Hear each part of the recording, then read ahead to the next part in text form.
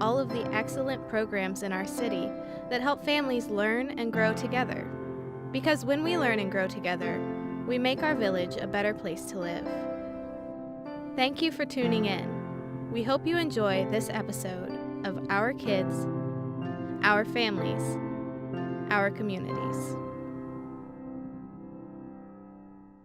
Hello, welcome to Our Kids, Our Families, Our Communities. My name is Latasha Hudson, and I'm the Early Intervention Prevention Director for Marion County Commission on Youth, also known as MCOY.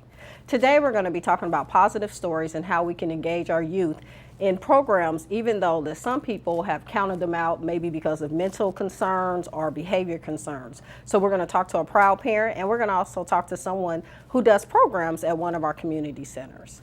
Please welcome April and Dyla to the show. Would you all introduce yourself to the audience, please? My name is April Johnson Davis. I am the proud parent on the show today. My name is Dyla Harris. I am the program director with Faber Carr Glick Neighborhood Center at Cricket Creek. Awesome. Thank you for being here today. You know, mental health is a concern for our community. May is Mental Health Awareness Month, and generally a lot of people do a lot of things around mental health awareness, but you know, it's something that we should be concerned with every month of the year. So tell me about, you know, your ways that you've worked with children as a parent, you know, how you helped your child and children, and then also tell me as a program officer how you help children as well. So we'll start with April. Tell me about your children and tell me about, you know, any concerns that erupted, and then how did they come about?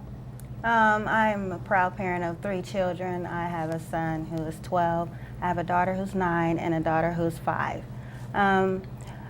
One of the issues we had was with my son. When he was in kindergarten, he had trouble focusing, staying still, and just, you know, being involved with the class. He was in his own little world. So we were trying to get him tested, but because of insurance, we had to wait a little bit and try different avenues as far as getting him tested. He was in Wayne Township School District. They helped us develop a program for him because they noticed that he had a lot of energy. So they developed a program for him that he had certain things that he would do, and then they'd give him a break so he could expel some of that energy and then get back with the class. And they worked with us in trying to give us a program while we got him tested. So Awesome. After that, we moved and we were in Warren Township. That wasn't such a good experience for us because we're still trying to get them tested, but you know, through insurance and all that.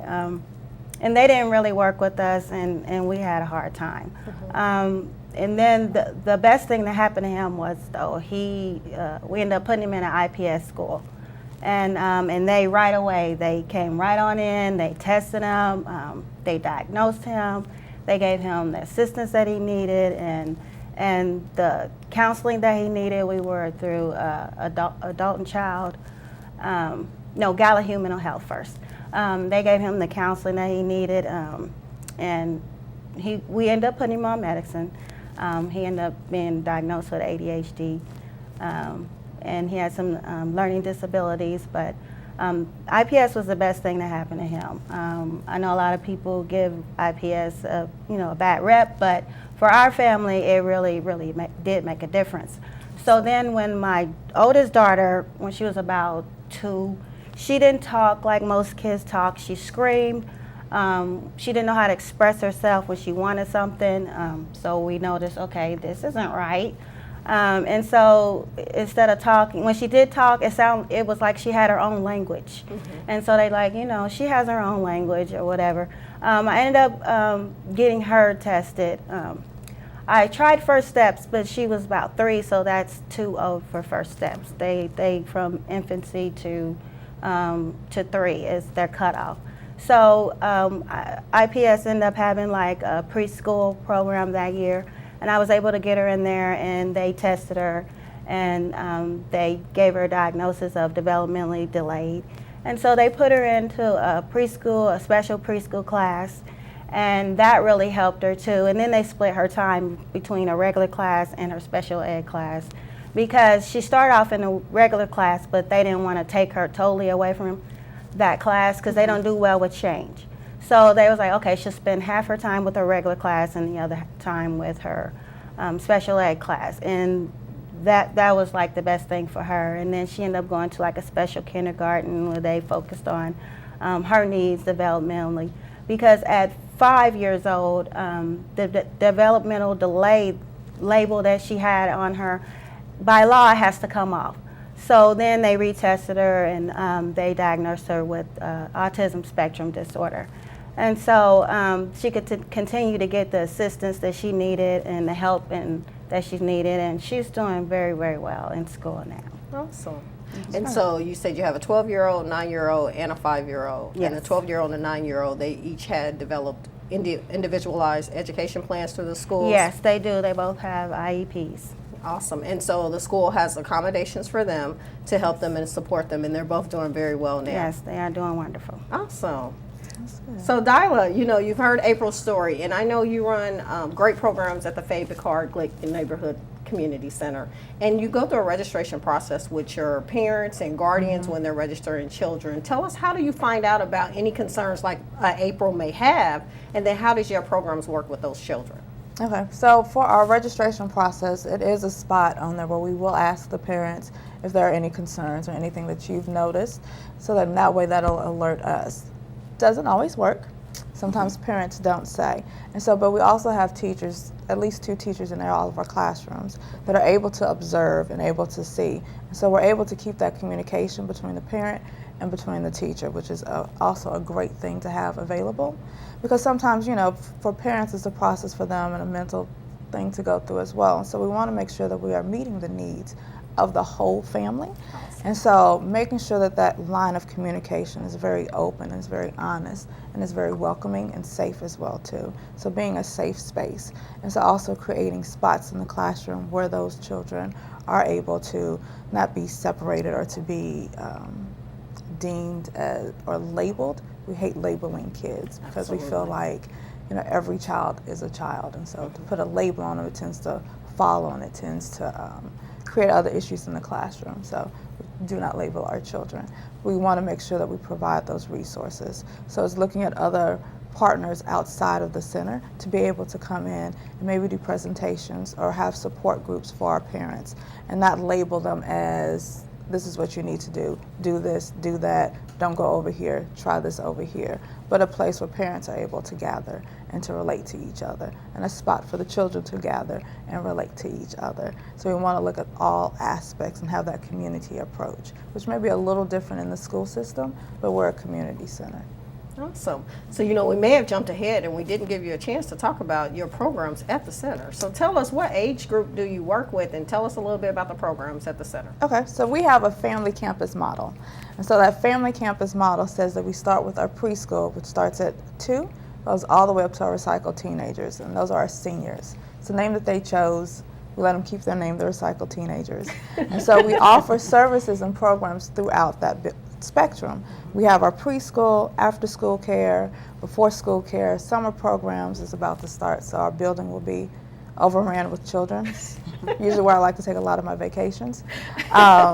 So we have, and teens as well too. So we have a teenage summer employment program that we're offering this year. Yes. Awesome, that sounds fun. Yes, and so then you'll also see the adult education pieces in there too, where we have certification, GED, we also social services, food pantry, clothing pantry, again, trying to serve that whole aspect of the family. We service both Pike and Washington Township, and so a lot of our families may have intergenerational pieces in there too. So you'll have moms living with sisters or aunts living with their nieces and nephews, grandparents, and so making sure that all aspects of that family is served. We try to be that hub in our community. Other community centers have that wraparound approach as well too. There's 12 in the city, so always please plug into your community center because I think we're awesome. Awesome. I think you're awesome too, because I've read a lot about your programs. My own personal story is I have a son that's on the autism spectrum as well. And so he was diagnosed when he was 10, which is a little delayed, considering, he's already in 3rd grade and he was having what we call Elijah moment. So he would pause, not know what happened, black out, and we couldn't get him re-engaged. And so once we had him examined by a social worker or a psychiatrist, actually went through IQ tests and all types of different exams, he was diagnosed on the spectrum with Tourette's, with obsessive compulsive disorder, ODD, oppositional defiance disorder, and then he was also diagnosed with anxiety. And that's a lot on a 10-year-old. So, you know, the school district that we were with worked with him to develop an IEP, an individualized education plan, and he's been successful as well. He's now a freshman. Well, actually, today's the last day of school, so he'll be a sophomore. And so I'm really excited for him because he's making A's and B's now compared to when he had received the diagnosis, he was making D's and F's. And so he found himself in programs very similar to what you're offering at the center that was helping him collaborate and find ways to develop his leadership skills, academic skills, and study skills. So now he's ready for employment. So I'll probably circle back with you because he needs a job. Yes, yes. And so sometimes there are instances where we may not have a program that will fit that child. And so then we'll work to come up with something so that we do have a spot and a space to create for them, you know, so that they can get those skills as well too. And so that may be working at the front desk, that may be any instance where we can have another staff member to kind of guide and offer those support systems so that they feel safe and comfortable. That's awesome. Yes. So tell me a little bit more about the Recycle Team program. How did they come up with that name? It's sticking with me. And I'm like, what is that? I have my own personal opinions that I probably shouldn't say on television. But I'm not sure. I know that they do not like the term senior. Like our seniors today, they do not want to be seniors. I think they think of, you know, when you think of senior, think of the little lady that's hunched over and she's got her cane and her walker. And our seniors, when we first came in the building, are like, we are not them. Like, we're active, we're mobile, we want to date, get some men up in here, we want to do the salsa too. So they call themselves the Recycle Teenagers. Yes, I cannot explain it. I cannot, yeah. Well, that sounds like a lot of fun. It sounds like I want to be a recycle team too when I Yeah. get older. And I think that's going to stick with me too. Because, you know, they say, well, with time, you know, we age, Yeah. become wiser, but, you know, we also become finders. So, you know, I think I'm going to use recycle team as well. I Yes. think I like that too. Yeah, there are Recycle Teenagers. Yeah. I know I've been knowing both of you for many years, and so you know, as we continue to age into our recycle teen years, you know, learning about what you're doing in the community, helping not only your own personal children, but you're also involved with your church and other resources as well, and other community centers and programs. So that's really exciting. And also, Dyla, you know, you've been a program officer at Fabicard for a few years. Tell me, what is something that you implemented immediately when you got there? Actually, one of the first programs we started, because our seniors were out of the building, was the senior program. So I'm sorry, if one of them sees this, the Recycle Teenager program was bringing them back into the building. And then we started with licensing our preschool and going to gain that path to quality levels as well too. So those were our first programs that we really started to bring back, because we came in during a transition period with Fabicard, and so a lot of the programs had left the building. So we really were trying to go back and build it back up from that transition. Wow, and it sounds like you did an excellent job of building it back up.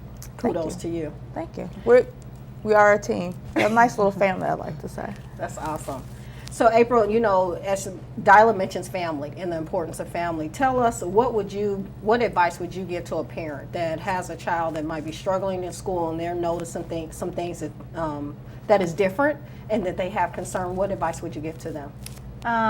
Seek out your resources. Don't be ashamed. A lot of people are ashamed because their children have special needs, and there's nothing to be ashamed of. We all have special needs in different areas, so you just have to be more involved. You know, I know a lot of people can just get their kids dressed and send them to school. We just have to be a little bit more involved in finding out programs.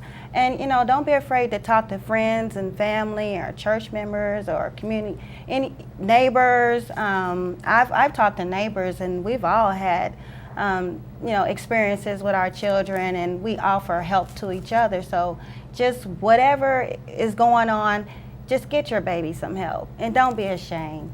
That's all I have to say. Awesome, and I would totally agree with that. You know, the first sign that you see, ask somebody, excuse me, the first signs that you see, ask somebody, for some help, because I'm sure they've been involved or have experienced it themselves. Well, we're about to wrap up the show. We're about to conclude. I want to thank you both for being here today. Excellent show, excellent information, and then I hope our audience members would actually, take a step back and look at some of the information you've shared, even check out the resources that we'll provide at the end of the show. Thank you, everyone, for tuning in to Our Kids, Our Families, Our Communities today.